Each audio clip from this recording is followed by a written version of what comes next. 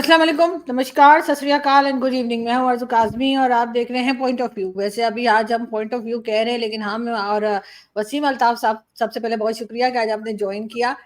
और मैं फिर ऑडियंस को ये बताती चलूँ कि हम एक नया शो लेकर आ रहे हैं, की कोशिश कर रहे हैं, और उसमें हम फ़िल्म्स पे बात किया करेंगे। हिंदुस्तान, पाकिस्तान की मूवीज़ जो लोग देखा करते हैं, उनके लिए ये शो होगा, और इसके लिए हम उसका कुछ नया नाम भी सोच रहे हैं, तो आप लोग भी हमें सजेस्ट कर सकते हैं कि हम क्या नाम रखें। तो बस सबसे पहले बहुत शुक्रिया सर कि आज आप आए, थैंक यू। बहुत शुक्रिया जी।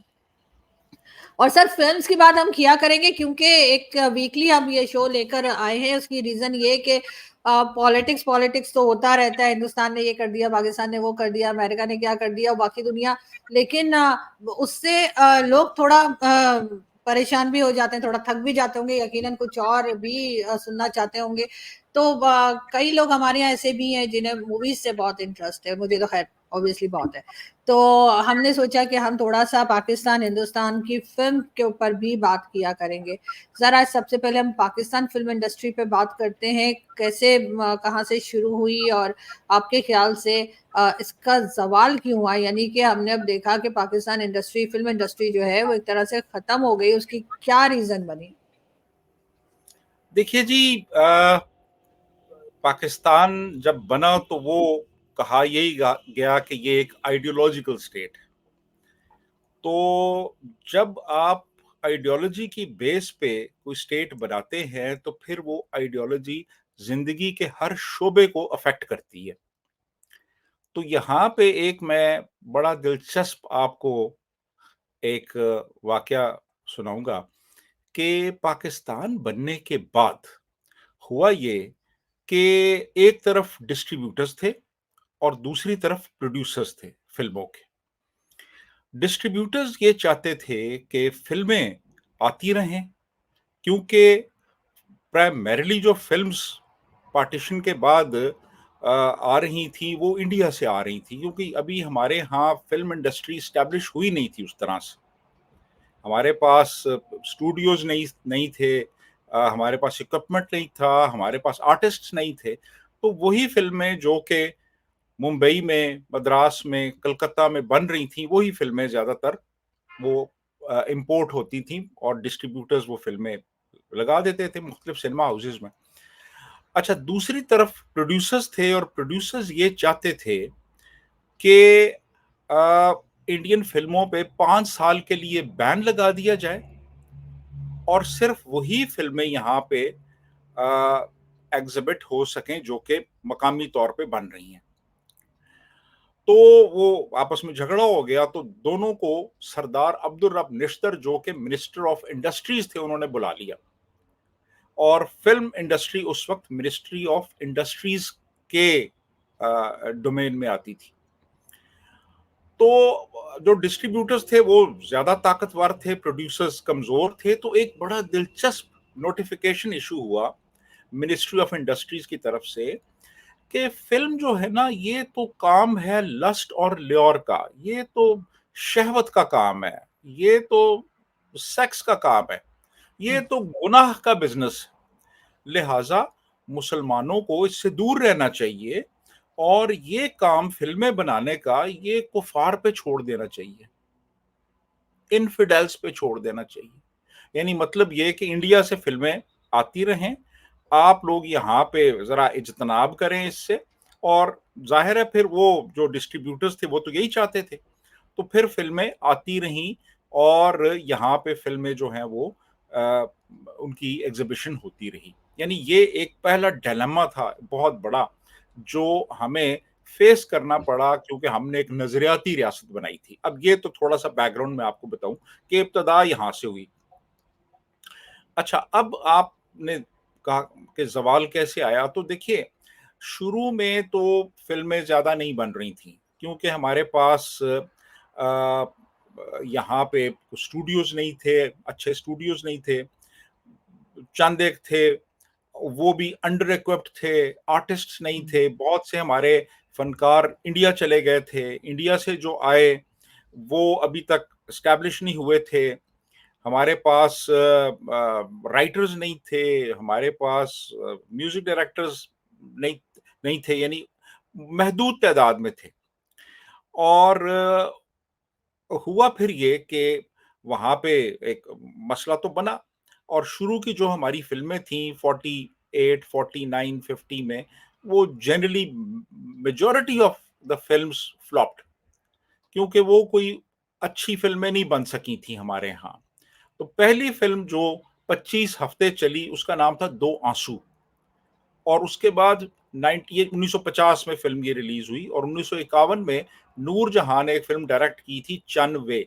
ये 2 फ़िल्में कामयाब हुई, यानी 47 में मुल्क बना है। पहली फ़िल्म 1950 में बनी जो मैंने नाम आपको बताया है, दो आंसू, जो 25 हफ़्ते चली, और उसके बाद फिर चन वे थी, उसने भी अच्छा बिज़नेस किया। ये 2 फ़िल्में। अच्छा, उसके बाद फिर हमारा समझ लें कि फ़िल्में बनती रहीं, अच्छी फ़िल्में भी बनी। 59 से लेके 77 तक का जो दौर है ना, वो हमारी फ़िल्म का एक गोल्डन ईरा है। यानी जो बेहतरीन फ़िल्में बनी, वो इसी पीरियड में बनी, 59 से 77 तक। 77 में ज़ियाउल हक साहब आ जाते हैं। 77 में जब ज़ियाउल हक साहब आए, तो उन्होंने जैसे और सोसाइटी के बहुत से शोबों को हिट किया, वैसे ही उन्होंने फ़िल्म इंडस्ट्री को भी किया। और आने के बाद बड़ा सख्त किस्म का एक सेंसरशिप कोड आ गया, जिसमें बहुत पाबंदियाँ लगा दी गईं, और उसके बाद फिर उन्होंने ये कहा कि जो प्रोड्यूसर्स हैं, जो फ़िल्म बनाने वाले हैं, वो कम से कम ग्रेजुएट हों।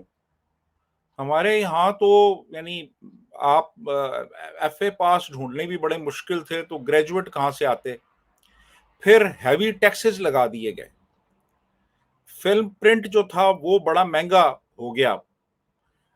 तो फ़िल्म बनाना बड़ा मुश्किल हो गया प्रोड्यूसर्स के लिए, कि आपके ऊपर इतने हेवी टैक्सेस, सिनेमा हाउसेस पे टैक्सेस, और फ़िल्म प्रिंट जो है उस पे टैक्सेस, और फिर सेंसरशिप बहुत ज़्यादा सख्त कर दिया गया। और ज़्यादा एम्फेसिस इस चीज़ पे था कि लड़का और लड़की जो है ना वो ज़्यादा करीब ना आएँ। ये अलग बात है कि उसी दौर में मौला जट भी बनी, उसी दौर में वहशी गुज्जर भी बनी, खतरनाक भी बनी उसी दौर में। और एक तरफ वो ये पाबंदियां लगा रहे थे, सख्तियां कर रहे थे इतनी ज्यादा ज़ियाउल हक साहब, और दूसरी तरफ उन्हीं के घर में प्रेसिडेंसी में जहां वो रहते थे, वहां पे शत्रुघ्न सिन्हा को भी बुलाया जाता था, और उसकी वहां पे बाकायदा तौर पे खातिर मदारत भी की जाती थी, क्योंकि वो उनकी बेटी को बहुत पसंद था शत्रुघ्न सिन्हा। वो वहां पे आता था। प्रेसिडेंसी के अंदर हर तरह की फिल्में भी देखी जाती थी, लेकिन आम आदमी जो था उस पे बहुत सी पाबंदियां लगा दी गई, इस लिहाज से कि वो उसको एंटरटेनमेंट ना मिले, जल साहब एंटरटेनमेंट लेते रहे। और फिर एक और फैक्टर ये हुआ कि वीसीआर आ चुका था। 77 में पाकिस्तान में वीसीआर भी आ गया था। वीसीआर आया तो लोगों ने फिर, चूंकि इंडियन फिल्मों पे पाबंदी थी, तो लोगों ने वीसीआर देखना शुरू कर दिया। वो ये होता था कि वो किराए पे ले लेते थे, वो 200 से लेके 300 साढ़े 300 तक मिल जाता था वो 12 घंटे के लिए। वो भी 3 या 4 फिल्में ले लेते थे। वो फिर रात को 9-10 बजे देखना शुरू करते थे। सुबह 5 बजे तक फिल्में देखी जाती थी, फिर वो सो जाते थे। फिर वो 1-2 बजे उठते थे। फिल्में जब वो यानी 4 फिल्में रात को देखी, तो आप तो फिर किसी काबिल रहते नहीं। तो ये इस तरह से ये होता रहा। फिर ये हुआ कि सिनेमा हाउसेस जो थे, वो इजाज़त दे दी गई कि आप उनको डिमोलिश कर सकते हैं और उनकी जगह आप प्लाज़ास बना सकते हैं। तो बेशुमार सिनेमा हाउसेस जो थे वो डिमोलिश हुए, उनकी जगह प्लाज़ास बन गए, शॉपिंग मॉल्स बन गए। फिर ये हुआ कि जब टैक्सेस आपने बहुत बढ़ा दिए, तो फिर पॉसिबल नहीं रहा सिनेमा हाउस को मेंटेन करना। जाहिर है कि वो इतनी बड़ी बिल्डिंग है, उसको आपने एक खास कंडीशन में रखना है, फिल्में लगनी है वहाँ पे, उसकी सफाई होनी है, उसको मेंटेनेंस होनी है, सारा है, इक्विपमेंट है अंदर, प्रोजेक्टर्स हैं और स्टाफ है सारा। तो वो सिनेमा हाउसेस की हालत बिगड़ती चली गई, और इतनी खराब हो गई कि जो हमारी मिडिल क्लास जो थी, उसने सिनेमा हाउसेस पे आना छोड़ दिया। वो घर में वीसीआर पे फ़िल्म देख लेते थे। तो ये सारे फैक्टर्स थे। फिर ये हुआ कि वॉयलेंस आ गया फ़िल्मों में, सब स्टैंडर्ड फ़िल्में बनने लगीं बहुत ज़्यादा, और वो लोगों ने फिर फिल्मी सिनेमा हाउसेस का रुख करना छोड़ दिया। सर एक तो चीज और, यहाँ पे तो मैं ऑडियंस को बताती हूँ, हम कुछ एक्टर्स की पिक्चर्स भी दिखाने की कोशिश कर रहे हैं, और हम ऐसा शो भी करेंगे जिसमें एक्टर्स के ऊपर भी बात होगी, लेकिन आज खैर फिल्म इंडस्ट्री पे ही बात कर रहे हैं। सर जो वीसीआर आया था, उस वक्त कहा जाता है कि इंडियन मूवीज जो थी वो बैन थी, लोग नहीं देख पाते थे, लेकिन जब वो वीसीआर आया तो उससे लोगों को ही पता लगा कि बहुत सी फिल्में जो भारतीय फिल्में थी उनकी कॉपी की गई थी, और बहुत से एक्टर ऐसे थे जो इंडियन एक्टर्स की कॉपी किया करते थे, तो वो भी तो फिर पकड़े गए ना, मतलब उनका भी कुछ पता लगा। लेकिन अच्छे एक्टर थे, मैं ये नहीं कहूंगी कि अच्छे एक्टर नहीं थे, लेकिन होता है आप किसी ना किसी से इंस्पायर होते हैं और उसी की तरह बात कर उन्हीं की तरह बात करने की होती है। जैसे उनमें नदीम साहब थे, नदीम साहब के लिए कहा गया कि दिलीप कुमार साहब की तरह वो बात करने की और पूरी उनकी वही कॉपी करने की कोशिश करते थे, और उनको काफी देखा गया। फिर मोहम्मद अली साहब जो थे वो भी एक बड़ा नाम रहे हमारी फिल्म इंडस्ट्री का, बल्कि उन्होंने एक इंडियन फिल्म क्लर्क में भी काम किया था, जो मेरे ख्याल है मनोज कुमार साहब की फिल्म थी। और खैर ये मूवीज मैंने देखी नहीं है, लेकिन ऐसे जेबा साहिबा जो हैं वो भी हमारे यहाँ काफी फेमस रही, उनके साथ बाबरा शरीफ भी रही, और इसके अलावा शबनम जी जो है, शबनम जो आया करती थी इनके साथ, नदीम साहब के साथ मैंने उनके दो चार गाने शाने देखे। तो वो ये सारे एक्टर्स हमारे यहाँ थे, लेकिन सर उसके साथ आपको नहीं लगता कि वो हमारे यहाँ ये लोग पकड़े गए कि कॉपी कर रहे हैं, और इसलिए भी फिल्म इंडस्ट्री जो है उसका फट्टा बैठ गया?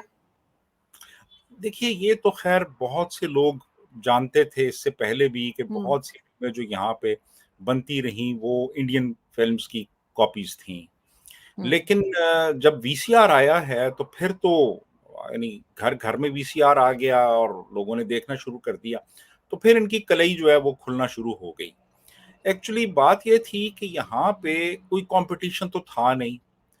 65 में मुकम्मल बैन लगा दिया गया इंडियन फिल्म्स के ऊपर। जब जंग हुई है ना हम्म। 1965 की, सितंबर 1965 की जंग के बाद इंडियन फिल्मों पे बैन लगा दिया गया, और फिल्में यहाँ आती नहीं थी। तो बहुत चरबा फिल्में बनाते रहे ये, बेशुमार चरबा फिल्में इन्होंने बनाई यहाँ पे। ये बाकायदा ये टर्म इस्तेमाल होती थी चरबा फिल्म की। तो चरबा फिल्में बनती रही यहाँ पे।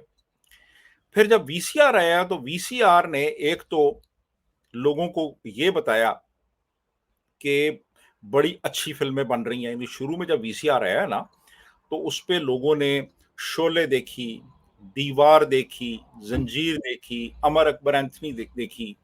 ये फिल्में जो हैं ये 77, 70, 76, 77, 78 में ये फिल्में रिलीज हुई थी। डॉन लोगों ने देखी। ये सुपरहिट फिल्म्स थी, लोगों ने देखी। तो फिर उन्होंने कहा यार ये हम कहाँ पे खड़े हैं, हमारे यहाँ क्या हो रहा है। हमारे पास गिने चुने चंद एक अदाकार थे, और वो भी इस वजह से पॉपुलर हुए कि वो चंद एक ही थे, और आपको उन्हीं की फिल्में मजबूरन देखनी पड़ती थी। अदरवाइज वही लोग जब इंडिया में गए, आप देखिए जाके मोहम्मद अली और वो जेबा गए, वो पिट गए वहां पे जाके। इवन नदीम ने भी एक इंडियन फिल्म में काम किया था, वो भी अच्छा। पिट गए वहां पे जाके। हम्म। बात ये है कि ये देखिए, हमेशा जो टैलेंट होता है वहां फ्लरिश करता है जहां पे कंपटीशन होता है। हम्म। हमारे यहाँ तो कोई कंपटीशन था ही नहीं। हमारे यहाँ तो लोग वो नदीम को देखते थे, वहीद मुराद को देखते थे, मोहम्मद अली को देखते थे, या शाहिद को देख लेते थे। इसके अलावा तो यानी उर्दू फिल्मों की मैं बात कर रहा हूँ, उर्दू फिल्मों में तो यही लोग थे ना। या पंजाबी फिल्में थी, उसमें सुल्तान रही आ जाते थे, बाद में फिर वो कुछ और लोग आना शुरू हो गए। लेकिन बात यह है कि जब वीसीआर आया है तो फिर लोगों को पता चला कि यार कैसी कैसी फिल्में जो हैं, कभी कभी भी 77 78 में आई है, 78 में सर बल्कि। आंधी फिल्म एक थी, और हाँ उसी उसी की कॉपी आईना फिल्म यहाँ पर बनी कुछ साल के बाद, 1 या 2 साल बाद। मैं उनको उसको भी गूगल करके देख रही थी, क्योंकि स्टोरी ऑलमोस्ट सिमिलर थी।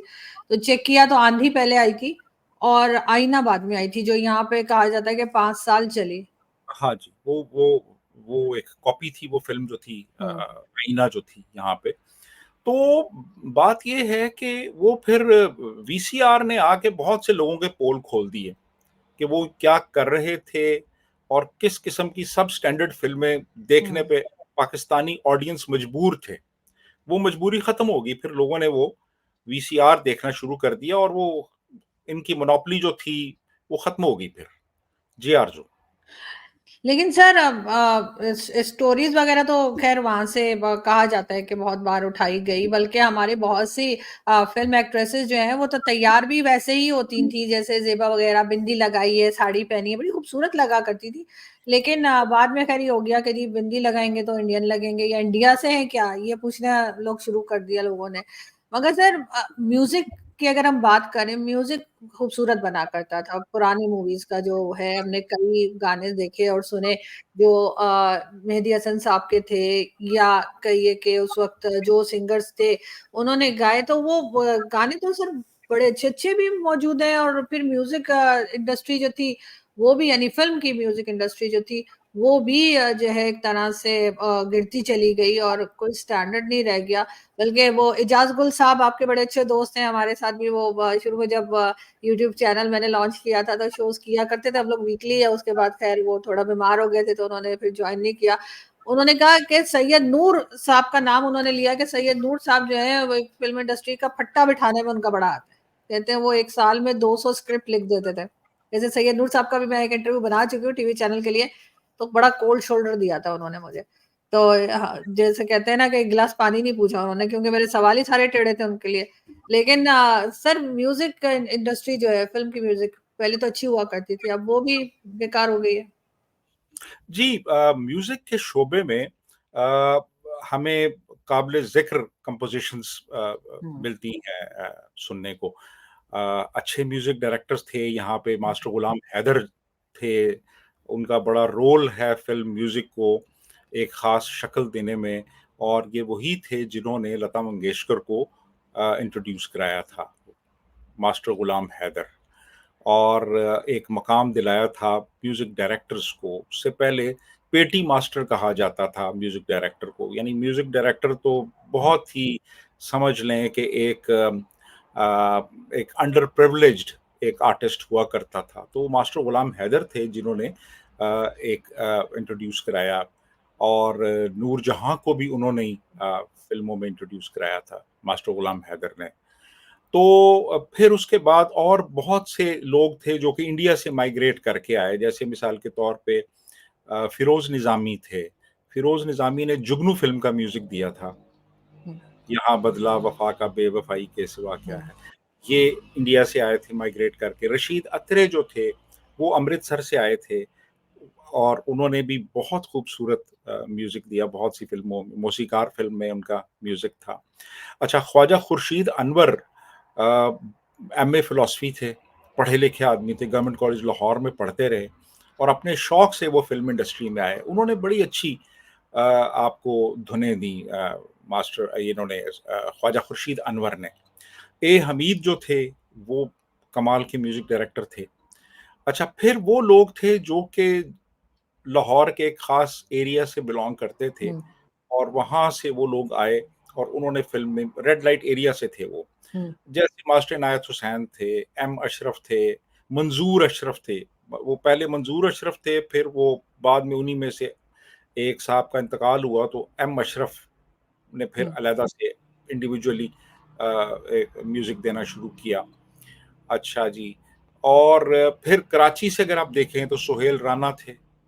सोहेल राना पढ़े-लिखे आदमी थे। हम्म। बड़ा अच्छा उन्होंने म्यूज़िक दिया, अरमान फ़िल्म में, एहसान में, हीरा और आईना, पत्थर। आईना फिल्म में शायद उन्हीं का म्यूजिक था। रोबिन घोष का म्यूज़िक था। अच्छा हाँ, रोबिन घोष का था, right right. Robin robin Ghosh जो थे वो बंगाली थे, ईस्ट हम्म। पाकिस्तान से। वहाँ पे वो फ़िल्मों में म्यूज़िक देते रहे, फिर वो यहाँ पे आ गए थे पाकिस्तान। हम्म। तो ईस्ट पाकिस्तान में बड़ी अच्छी फ़िल्में बनी, बहुत कमाल का म्यूज़िक हुआ करता था उस दौर में। करीम शहाबुद्दीन थे एक म्यूज़िक डायरेक्टर, और इवन बशीर अहमद जो थे, वो भी म्यूज़िक डायरेक्टर थे। ईस्ट पाकिस्तान की फ़िल्म्स में म्यूज़िक दिया करते थे वो। तो म्यूज़िक के शोबे में हमारे यहाँ आपको काफ़ी काबिल ज़िक्र नाम मिलेंगे, जिन्होंने वाक़ई बड़ा अच्छा काम किया। लेकिन फिर क्या हुआ कि अच्छा निसार बज़मी थे, वो भी इंडिया से आए थे और पाकिस्तान आने से पहले वो इंडिया में बहुत सी फ़िल्मों में म्यूज़िक दे चुके थे, लेकिन वो सी ग्रेड की फ़िल्में थी, जो उन्होंने जिन फ़िल्मों में उन्होंने म्यूज़िक दिया इंडिया में। फिर वो पाकिस्तान आ गए और काफ़ी नाम आपको मिलेंगे हमारी फ़िल्म इंडस्ट्री में। तो म्यूज़िक का जो हमारा शोबा था ना, वो एक स्ट्रॉन्ग शोबा था, उसमें अच्छा म्यूज़िक दिया लोगों ने, लेकिन कुछ पहलू जो है ना, उसमें भी उनमें कमी रह गई। मसलन हमारे गानों में आपको अच्छी ऑर्केस्ट्रेशन नहीं मिलेगी। यानी ऑर्केस्ट्रेशन जो है वो आपको नहीं मिलेगी उनमें, वो कोई आपको इस तरह नज़र नहीं आएगा कि हुँ, इंट्रोडक्टरी म्यूज़िक में या हुँ, इंटरल्यूड म्यूज़िक में कोई लोगों ने मेहनत की हो। हुँ, मतलब एक टोटल पूरा किया जाता था। सिवाय चंद एक, जैसे अब ख्वाजा खुर्शीद अनवर, वो इस चीज़ पे फ़ोकस करते थे। लेकिन ज़्यादातर आप देखें तो उसमें एक ट्यून तो अच्छी होती थी, उसपे वो काम हुआ होता था, लेकिन बाकी जो शोबे हैं, गाना पूरा एक पैकेज होता है। तो बिल्कुल। आपने ये जो म्यूज़िक अरेंजमेंट है, आपने उसके उसके जो मुख्तलिफ म्यूज़िक के पीसेस हुँ, जो होते हैं, वो उन पे मेहनत नज़र आनी चाहिए, जो आपको मसलन इंडियन फ़िल्म म्यूज़िक में आपको नज़र आएगी वो। लेकिन यहाँ पे ऐसा नहीं। फिर चंद एक सिंगर्स थे हमारे पास, उन्हीं को हम इस्तेमाल करते रहे। कोई बहुत ज़्यादा, फिर उनकी मोनोपोली थी, बहुत स्ट्रॉन्ग हुँ, मोनोपोली थी। हुँ, मादाम नूर जहाँ जो हैं, वो तो बहुत ही इस मामले में ना वो सख्त थी हुँ, कि कोई उनको पीछे ना छोड़ जाए। लड़ाइयाँ हो जाती थी उनकी, हुँ, मुख्तलिफ बातों पे, जी ये गाना आपने उसको क्यों दे दिया, मुझे देना चाहिए हुँ, था। मौसीकार निसार बज़मी को लाहौर हुँ, छोड़ के कराची जाना पड़ा उनकी वजह से। हुँ, ये रूना लैला का आगे करियर उनकी वजह से खराब हुआ, और बेशुमार इस तरह हुँ। के आप मिलेंगे। लेकिन ओवरऑल हम फिर भी कहेंगे कि म्यूजिक एक स्ट्रॉन्ग डिपार्टमेंट था हमारी फिल्म इंडस्ट्री का। जी बिल्कुल आशा। ऐसे ही है, लेकिन सर लास्ट में मतलब इस एपिसोड के लास्ट में मैं ये भी पूछना चाहूँगी कि हमने देखा कि भारत में जो भी एक्टर्स आते हैं या आर्टिस्ट आते हैं, फ़िल्म इंडस्ट्री में आते हैं, बड़ी उनकी रिस्पेक्ट की जाती है। अपने आर्टिस्ट की वो बहुत रिस्पेक्ट करते हैं। लेकिन हमारे यहाँ ऐसा नहीं हुआ। हमारे यहाँ ज़्यादातर जो है वो हम अपने आर्टिस्ट को जो है वो एक तरह से उसकी इंसल्ट ही की जाती है। और कतील शफ़ाई साहब का एक इंटरव्यू मैंने पढ़ा था एक टाइम पे, वो जब भारत में भी वो लिख रहे थे गाने वग़ैरह महेश भट्ट साहब की फ़िल्म के लिए, तो उनसे पूछा गया फ़र्क क्या है पाकिस्तान इंडस्ट्री के एक्टर्स एक्ट्रेसेस में, उन्होंने बल्कि कहा, और इंडिया के। उन्होंने कहा उधर शायद वो पढ़ी लिखी हैं और ये सब के सब जो हैं ये बाज़ार से आए हैं। क्या वाक़ई में पाकिस्तान फ़िल्म इंडस्ट्री की जो हीरोइन्स हैं वो सब की सब जो हैं, आपको लगता है कि मेजॉरिटी जो है वो बाज़ार की हैं, वो जो कहा जाता है हीरा मंडी या वो वहाँ से बिलॉन्ग करती हैं? देखिए मेजॉरिटी तो वाकई वहां से है। जैसे अब अदाकारा जेबा जो थी, हुँ, ये अंबाला से थी, और ये बाकायदा तौर पे नेपियर रोड कराची में हुँ, डांस वांस करती थी, फिर हुँ, प्राइवेट मुजरे भी करती रहीं। हुँ, शमीम आरा जो थी, वो अलीगढ़ के रेड लाइट एरिया से थी, उनका असल नाम पुतली बाई था, शमीम आरा का। इसी तरह बाकी आप देख लें, हमारी अक्सर जो हीरोइनें, अब मैं किस किस का नाम लूं, हुँ, वो हुँ, वहीं से थी, उसी एरिया से थी। और ये यानी अब बेशुमार, और जो दूसरी फैमिलीज के से आई थी, जो वहां से पर्टिकुलरली उस एरिया से नहीं थी, वो भी उनसे किसी तरह कम नहीं थी। और मतलब ये कि पढ़ी लिखी पढ़ी लिखी फैमिलीज से जो बिलोंग करती हों और एजुकेटेड हों, वो तो आपको, अब पता नहीं, मेरे ज़हन में तो कोई एक नाम भी नहीं आ रहा इस वक़्त, सही। जो आई हों और उन्होंने आके फ़िल्म में नाम कमाया हो। मेजॉरिटी तो वहीं से थी। तो सर निशो थी एक, निशो भी एक रही हैं एक्ट्रेस। जो थी निशो, गुजरात के पास एक गाँव है मदीना सैयदा, ये वहाँ की ये मीरासन थी। आई एम सॉरी, मुझे कहना पड़ रहा है, ये शादियों पे वो लड़कियाँ गड़बी नहीं बजाती, जी, जी, जी। गड़बी बजाती हैं, साथ गाना गाती हैं। तो ये वो थी। तो इन्होंने, वो इनाम रब्बानी एक कैमरामैन थे, फिर उनसे शादी कर ली, फिर तस्लीम फाजली से शादी कर ली, फिर एक और शादी कर ली, फिर इस तरह से इनका सिलसिला चलता रहा। तो वो भी अब यानी वो तो पढ़ी लिखी तो नहीं थी, वो सभिया भी पढ़ी लिखी नहीं थी इसी तरह, और बहुत सी दूसरी सर आपको शबनम, शबनम जो वो भी बांग्लादेश से थी ना? बांग्लादेश से थी। वो गालिबन वो एक अच्छी फैमिली से थी, गालिबन पढ़ी लिखी वो भी नहीं थी। तो उन्होंने रॉबिन घोष से शादी की, फिर यहाँ पे आई, फिल्मों में काम करती रही वो। लेकिन मैं उनको कोई कोई अच्छी अदाकारा रेट नहीं करता मैं उनको, शबनम को। सर बाबरा शबनम, शरीफ? हाँ, बाबरा शरीफ जो थी, ये पहले टीवी के कुछ ड्रामों में आई। ये कुछ 2-3 बहनें थीं, और इनका ताल्लुक तो वहाँ से नहीं है, उस एरिया से। बहरहाल ये भी मतलब बहरहाल तो ये भी काम करती रहीं फिल्मों में। उनको भी मैं कोई अच्छी अदाकारा नहीं कहूँगा। बस मैंने बताया ना कि वो इनका वो बस चलता रहा सिलसिला, क्योंकि कोई कंपटीशन था ही नहीं, मजबूरन लोगों को इनको देखना पड़ता था। तो वो जैसे कहते हैं अंधों में काना राजा, तो ये उस तरह की थी। अदरवाइज बाकी देखा जाए तो कोई एजुकेशन नहीं थी, कोई प्रॉपर ट्रेनिंग नहीं थी, कोई एज सच किरदार नहीं था, कोई कमिटमेंट नहीं थी अपने काम के साथ एज सच। बस आ गई फिल्म इंडस्ट्री में, तल्लकात बना लिए, ग्लैमर था, काम मिलता रहा, चलता रहा, लोग फिल्में देखते रहे। अदरवाइज यही अगर किसी और जगह जाती, इंडिया चली जाती मिसाल के तौर पे, तो इनको तो शायद कोई एक्स्ट्रा के तौर पे भी ना लेता, जो अदाकारी का मयार था। बाबरा शरीफ को, निशो को, रानी को, शबनम को कोई एक्स्ट्रा के तौर पे भी बॉलीवुड में ना लेता, इनका ये लेवल था। लेकिन यहाँ पे ये चलती नहीं, वो इसलिए कि ये यहाँ पे कोई कंपटीशन था नहीं। फिल्म बन गई, सिनेमा पे लग गई, लोगों ने अब फिल्म तो देखनी है किसी ने, तो वो सिनेमा पे जाके देख ली। अदरवाइज इनको तो मैं अदाकारा भी नहीं कहता, ये तो और बहुत sir male actor, sir Mohammad Ali साहब हो गए, वहीद मुराद साहब थे, नदीम साहब, मतलब इनको आप समझते हैं कि ये एक्टर अच्छे थे? या सुल्तान राय साहब तो खैर मैंने उनकी कोई मूवी नहीं देखी, वही देखा, वो गंडासा पकड़ के बस खड़े रहते थे। अब क्या इनमें भी अब देखें ना, मोहम्मद अली, वहीद मुराद की कोई फिल्म उठा के देख लें, style actor. Mohammad Ali style actor, Nadeem style actor. वो जो एक वर्सेटिलिटी होती है ना एक आर्टिस्ट में, यानी मतलब वो अपने आप को, अपनी शख्सियत को किरदार के मुताबिक ढाल लेता है, वो तो इनमें चीज है ही नहीं। वो तो आप वहीद मुराद की कोई फिल्म उठा के देख लें तो वो लगेगा कि वो एक ही फिल्म है, वो उसकी अदाकारी बिल्कुल एक जैसी, कोई तनव्वो नहीं। यार ये कैरेक्टर अगर कुछ डिफरेंट है तो फिर मैं अपने आप को उस कैरेक्टर के मुताबिक थोड़ा सा मोल्ड कर लूं, वो तो चीज ही नहीं थी। नदीम भी ऐसे ही है, मोहम्मद अली भी एक एवरेज एक्टर, बिल्कुल एवरेज एक्टर।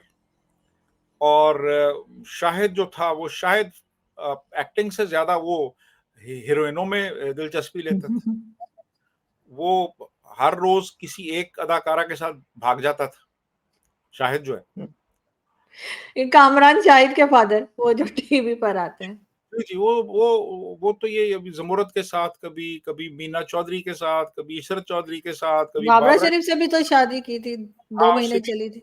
हाँ, 2 महीने चली थी। फिर वो फिरदौस के साथ म्यानी साहब के कब्रिस्तान में भी रात को शराब पी के दोनों वो रो रहे थे वहां पे, पुलिस ने छापा मार के पकड़ लिया था, तो पता चला कि ये अदाकार शाहिद है और साथ अदाकारा फिरदौस है। तो ये इस तरह के ये लोग हैं ये सारे। तो अब इनके बारे में क्या बात करनी। बिल्कुल, लेकिन सर बहरहाल इंडस्ट्री का काफी एक तरह से कहना चाहिए कि नुकसान हुआ, और कभी मैंने देखा कि बन ही नहीं पाई प्रॉपर तरीके से जैसे बाकी दुनिया में फिल्म इंडस्ट्रीज होती हैं। लेकिन हम इस पे बात करते रहेंगे, और डिफरेंट एक्टर्स के ऊपर भी, और यकीनन भारत की फिल्म इंडस्ट्री पे भी बात करेंगे नेक्स्ट एपिसोड्स में। बहुत शुक्रिया सर कि आज आपने ज्वाइन किया। Thank you. Thank you very much.